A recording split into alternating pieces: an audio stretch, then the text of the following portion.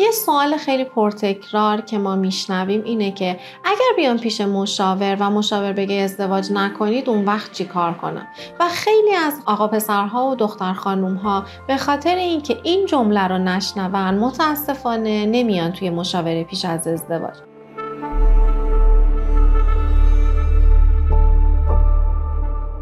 دوست خوبم، باید بهت بگم که توی مشاوره پیش از ازدواج در موارد خیلی خیلی حاد و خاص مشاور میتونه پیشنهاد بده که شما ازدواج نکنید.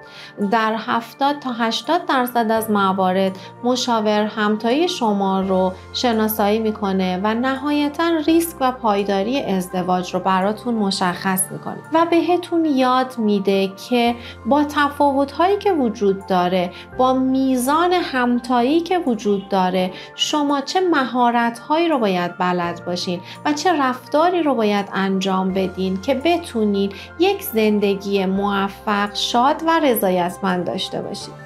این باور اشتباه وجود داره که افرادی که میان توی مشاوره پیش از ازدواج دیگه با هم دعوا و جر و بحث ندارن.